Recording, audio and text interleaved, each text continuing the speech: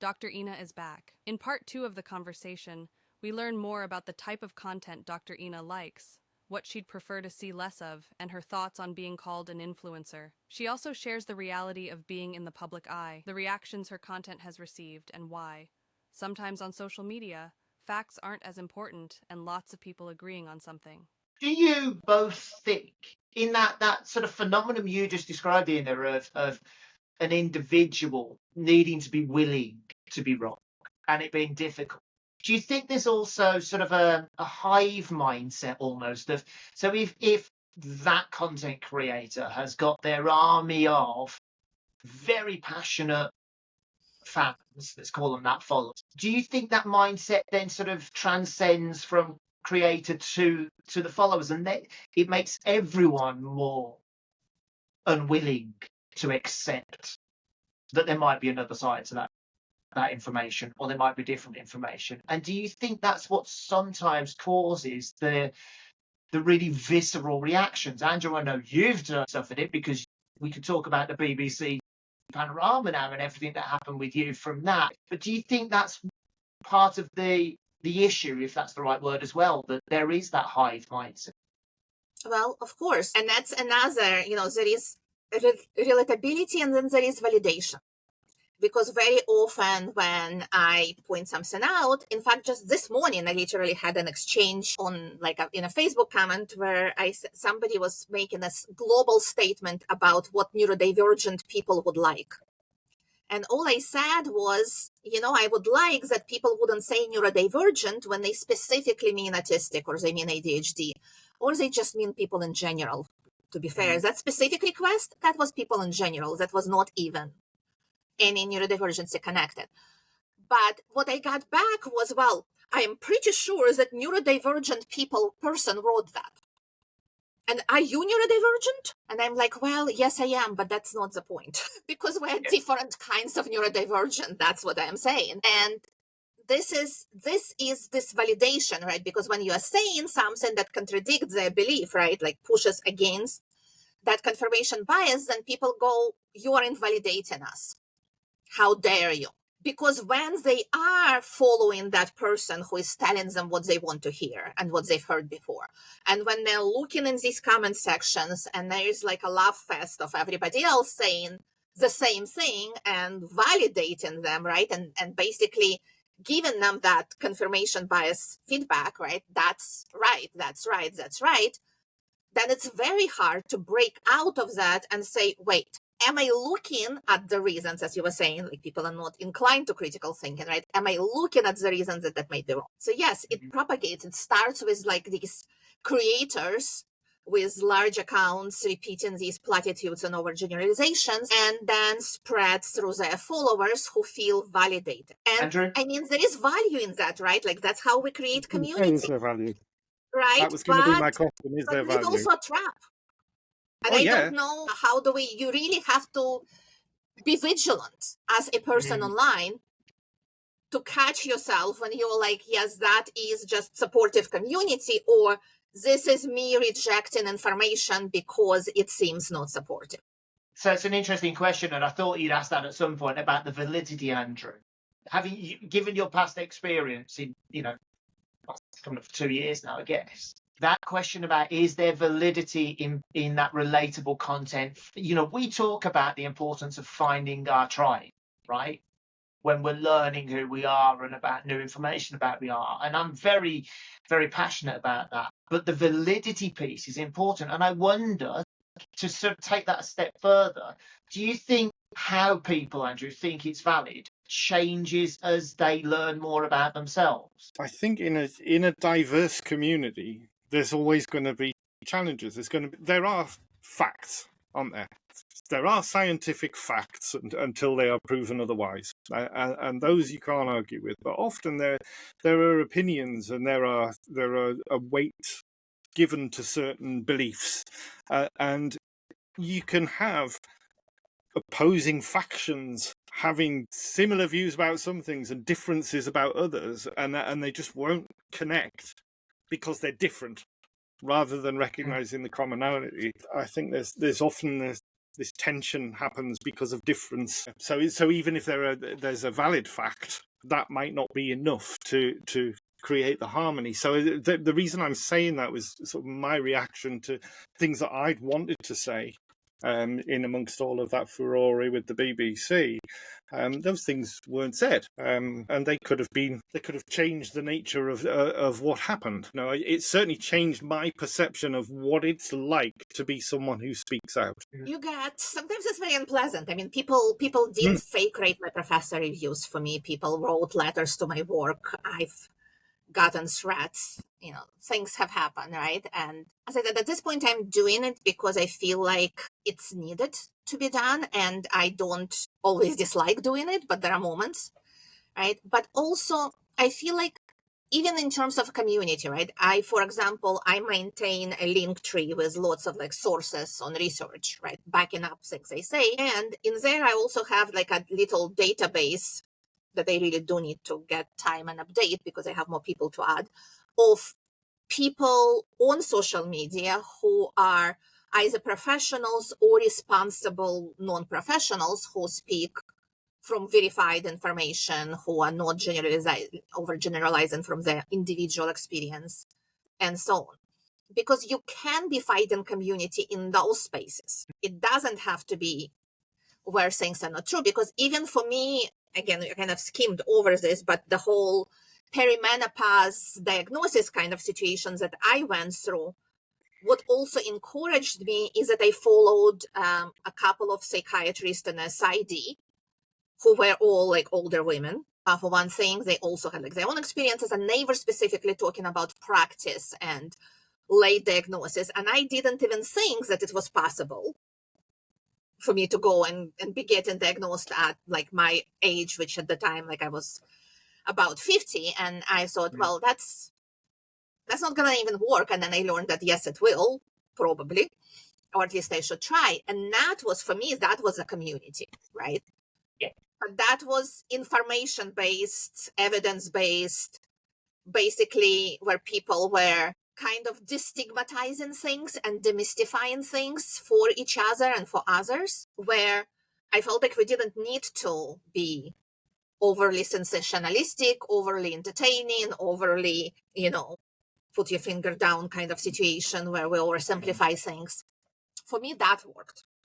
I wish we had more of that. Well, you see, now I was going to ask you a couple of questions here, and forgive me, these are very deliberate, but I'd be really interested in your views on this. So what are the 3 things that you would like to see more of in terms of content that's shared specifically about ADHD or neurodivergent conditions as a whole? 3. Well, one thing I would like us to do is to do more of demystifying research and explaining that, yes, we had understudied certain things, but now there is, in fact, a lot more coming out on that.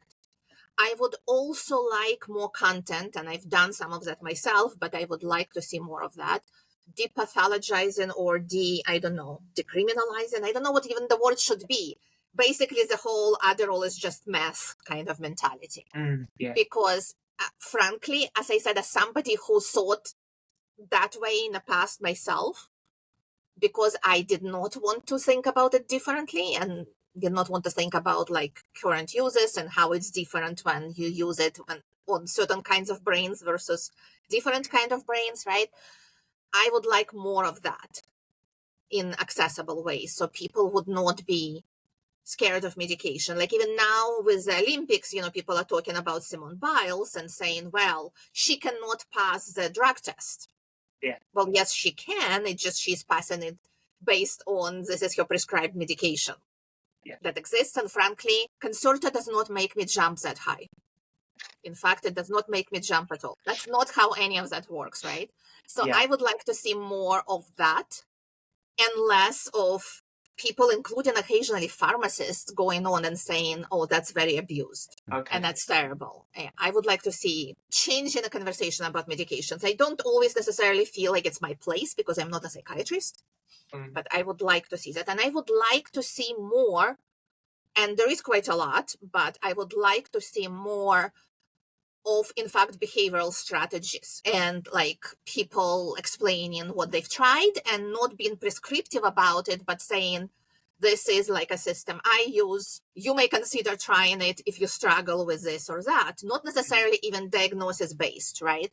Because this can be useful for other people as well who are not diagnosed, because people can have executive dysfunction for other reasons. That's another thing is, I'm sorry, that's going to be a fourth thing, the differential diagnosis thing. And I'm seeing that content exists, but it doesn't exist enough. And that's also especially wearing into autism, ADHD, crossovers and connections, where, again, especially given the recent events and experiences for young people who were disconnected from their peers in high school or early years of college over the last few years, and the social impacts on all of, and the ways that trauma can affect your sensitivities, the trauma can affect your executive functioning. Basically, there is multiple causality for similar symptoms, right? Now, Andrew probably is more qualified to speak of that than I am, because I'm not a practicing clinician, but I am seeing a lot of that, where people see symptoms in isolation from other symptoms, right? And then we disconnecting from the possibility that this may be for other reasons.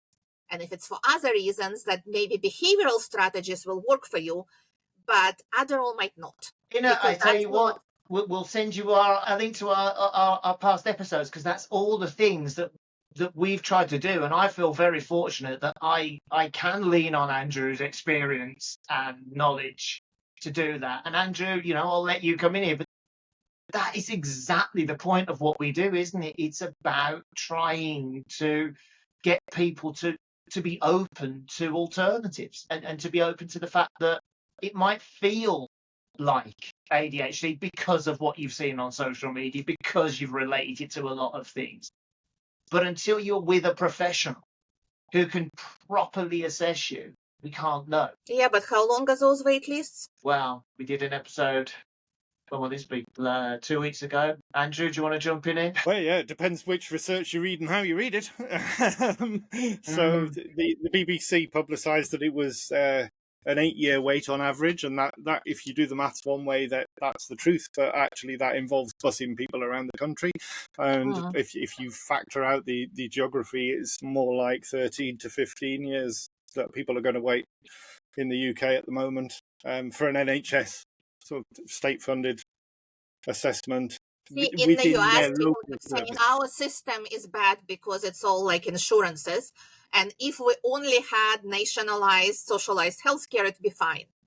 No, it would not be fine. And I mean, I grew up with the Soviet healthcare, right, which was free and nationalized and everything, and it was not fine.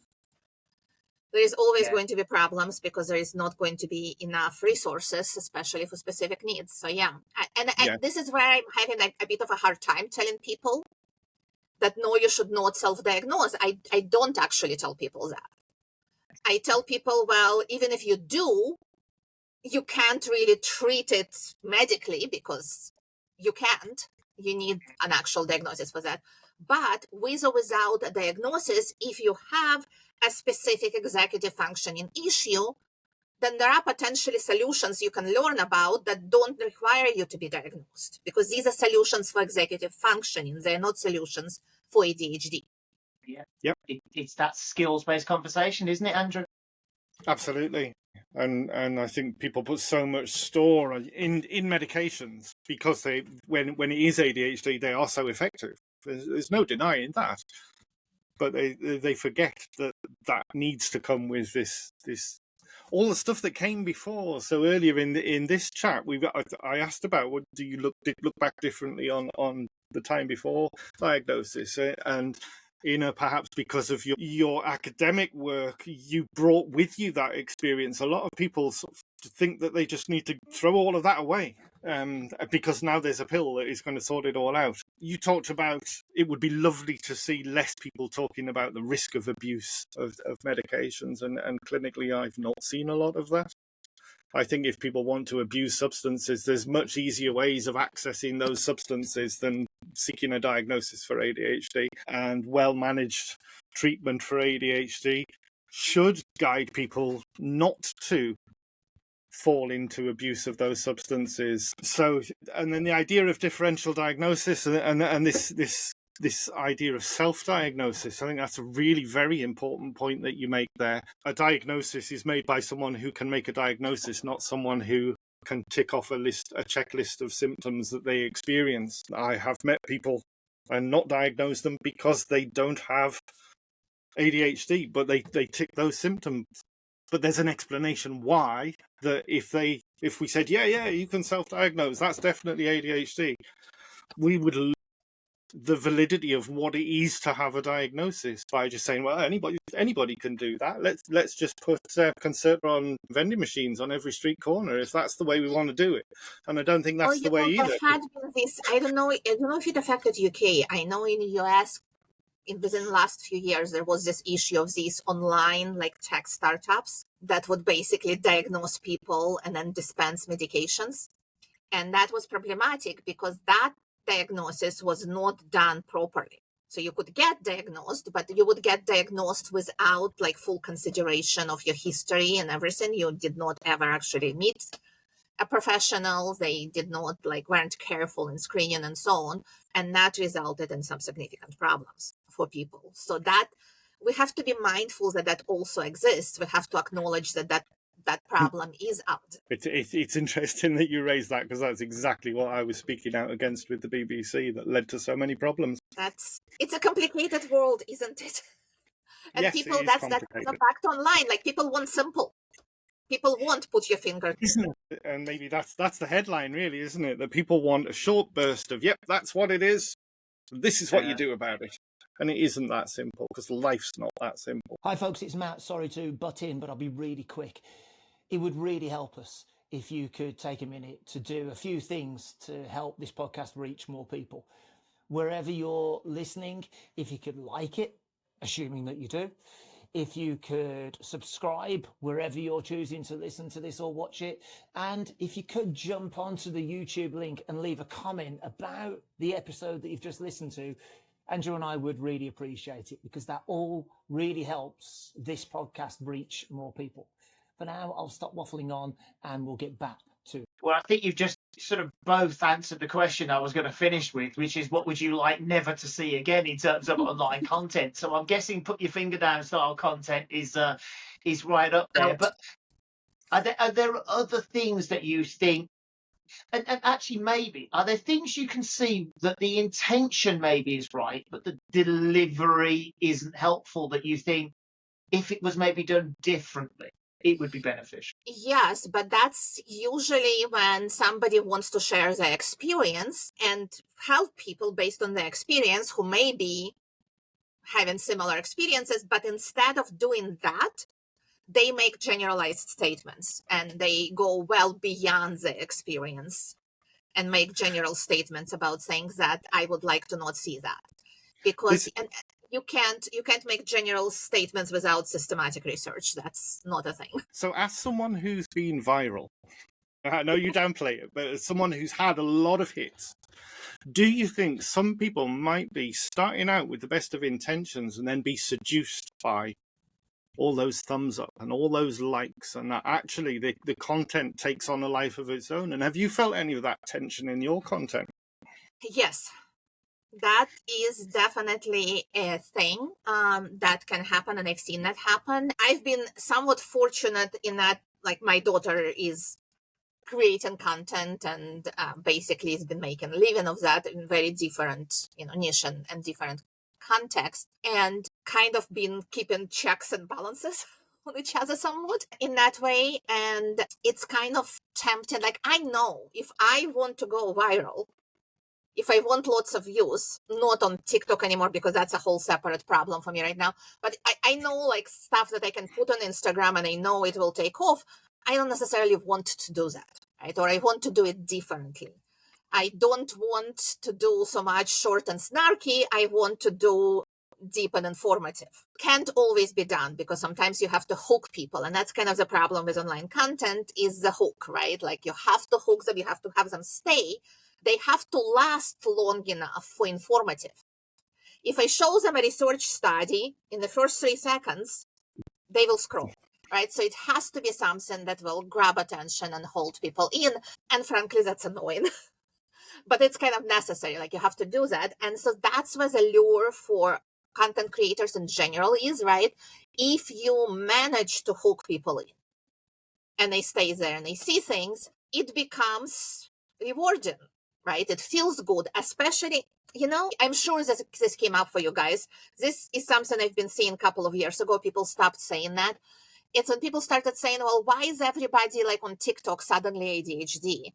And the answer to that was, it's not that everybody on TikTok is ADHD, is everybody with ADHD is now on TikTok, because TikTok is suited in terms of scrolling, schedules of reinforcement, all of those reward pathway effects, like suited for people with ADHD. It's very gratifying, like to be there to find things that you like to see. And so same thing is for making content, right? When you make content, for most people, when you start, the interactions are rewarding. So you want these interactions, you want people to like agree, support, etc. And it's very easy to fall into a trap of, well, that's what works. That's kind of the formula. Like, there is one guy, we're not naming names, right? But he makes content that all looks exactly the same. It's not specifically like ADHD or mental health even content, but it's according to psychology stuff. It's all text. It's all of like little videos of him on the same background. Pretty much all of the ones I've seen are misinformation, where no, it's not like that. According to psychology, you can say that it's overgeneralized or it's made up or whatever, but it works. And he doesn't care. He's making money. He gets paid. So this is the point. He doesn't even interact. He just like puts it out and that's it. I have to admit, this is something I have noticed with exactly that, what you two are describing, as Andrew says, people that maybe started genuinely wanting to share and to help, and then got seduced because it started to be a career rather than a hobby, and it started to pay more money than perhaps the career that they thought they would have. But what I notice, and my marker always is, when those content creators don't need to reply in the comments anymore because they know that they have an army of followers that will do it for them, that's when the warning flag goes up for me. And that's when I think, okay, I think there's an ethical issue, because now it's not about helping people because you don't care to engage with them. It's about selling something. It's about, I've seen it today. I've seen a content creator I see regularly. I saw a person, that's an interesting take, and lo and behold, it's selling a thing, and it's subscribed to this, and now I supplements, subscriptions. Supplement. That's it. Yeah, and that's the point where I think now I don't think you really care about whether you help. You care about whether they click the link in your bio to buy or to subscribe or to, right? And that, I think, is what the risk is, and it's that seduction word, isn't it, Andrew? It's very easy to be seduced into, what if I just do this? Do you think also, that's why we see so much, as I call it, cut and paste content? You said about people just using the same script in a different background. So what I just described, right, that person, I think that person originates a number of that stuff, but there are also copycats of the same person that are basically cut and paste. I've even done one video where I've showed all these exact things and how they're just repeating each other. They're not repeating anything based on actual psychology. They're just copying from each other and propagating it, right? And so one of those blocked me because he did not want pushback or corrections or people to come to his account and start questioning it, but the original didn't care, right? And so the reason that the second one is doing it, he's not selling anything. He's just making money from Instagram paying him for views, because that gets a lot of views. And that also, like, if that's your income, you don't care, right? Like, you're just making money that way, but you have to present yourself as a person who wants to help. You have to present yourself as a person who cares, because if you don't, then people are not going to trust you. And that's where I also often run into a problem, because some people like the accent, the attitude, the whatever I have. And some people find that kind of clashes with how they expect a person to speak. It's so amusing to me. Very often these people are people who identify as autistic, where autistic is identity, not just a diagnosis. That's a whole separate conversation we're not going to have right now. But But they all say about themselves, we like directness, we like information, we like facts, we like details. So when I give them directness and fact and details, they get mad at me for being too direct, factual, and And I think in my head, maybe you should rethink that identification if that's why you think you have it. No comment. But that kind of, you find your niche, you find your audience, and it works. I accept that I'm not for everyone, but I put myself there as I am, more or less. So you've asked like earlier about like where did the online persona came from. It's not an online persona. It's you. It's just me. It's just me saying things I think and letting myself do that. And sometimes when I control it, it comes out worse, I guess. When I try to be nicer, people think that I am like really evil at that point or whatever. But it's kind of like a fine line of that, how to get people interested in the facts, right? When the not facts are more interesting. And non-facts sound more caring and more concerning. And, Yes. sometimes they like make skits, or sometimes they just like put text and they just like sound like, oh, and if that sounds like you, please follow me and you're going to learn. So I've got a million-dollar more of question. the same, right? So we can't turn that off. That cat is out of the bag. We cannot capture that. We cannot stuff it again.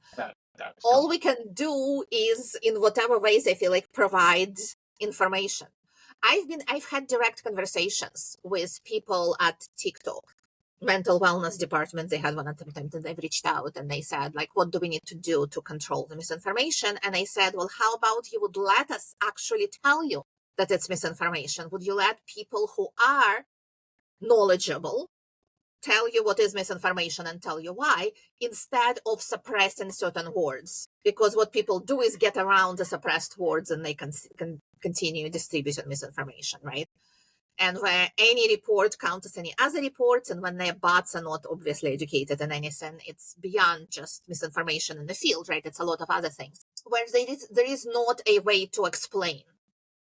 There is not a way to have somebody responding way more. Like, if I could, frankly, yes, I am like having a moment, right? I'm having popularity, whatever. My college administration likes it a lot, that I bring attention to them and all that.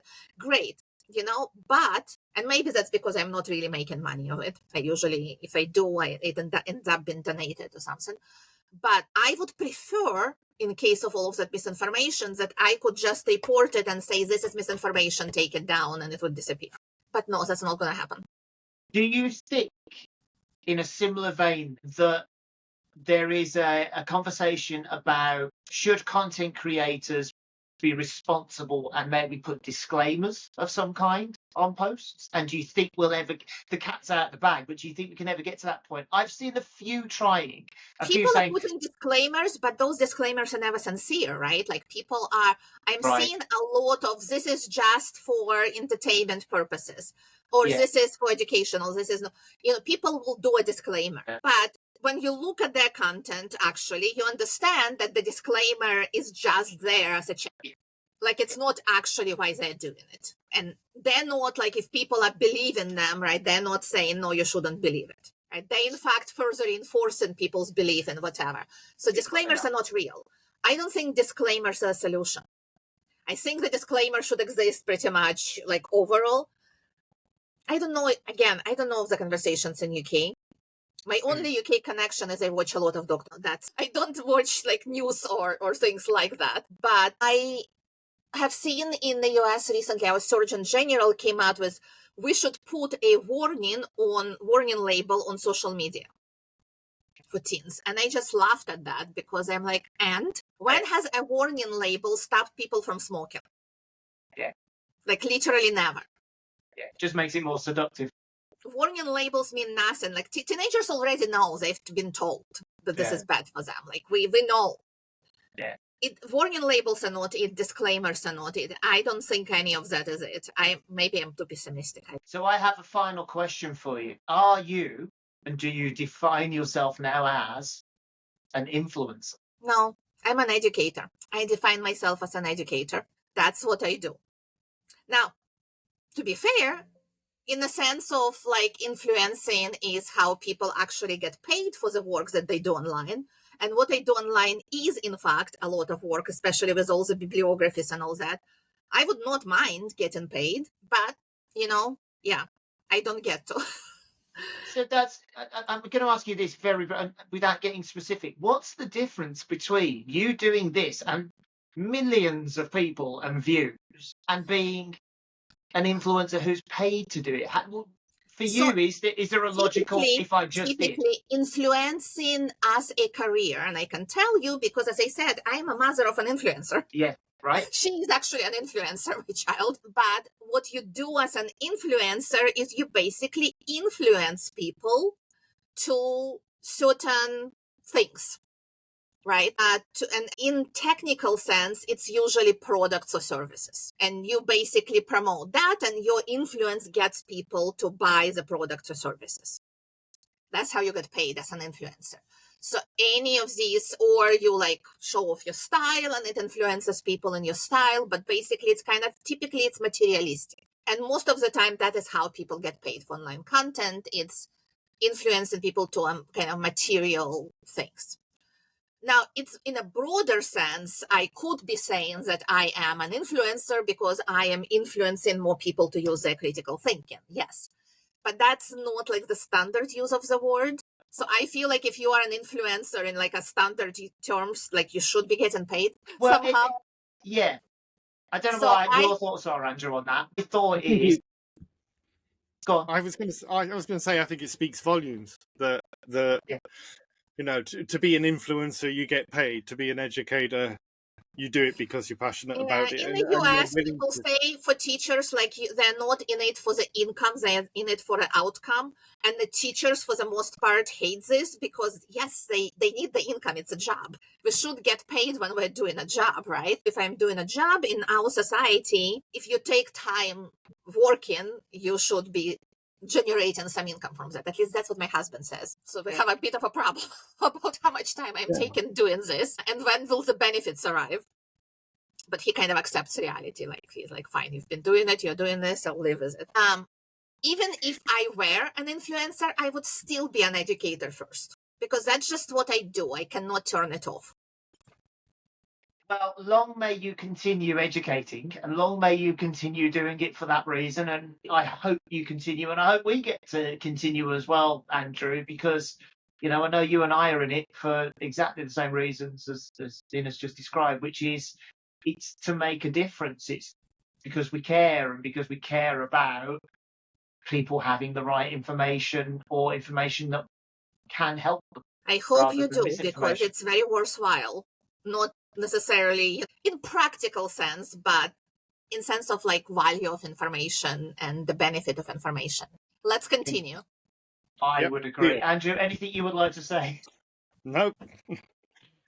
You've got a deal. Let's just keep doing that. I don't want millions and millions of views and to be influencing people into something that they don't need. I'd rather be giving the facts.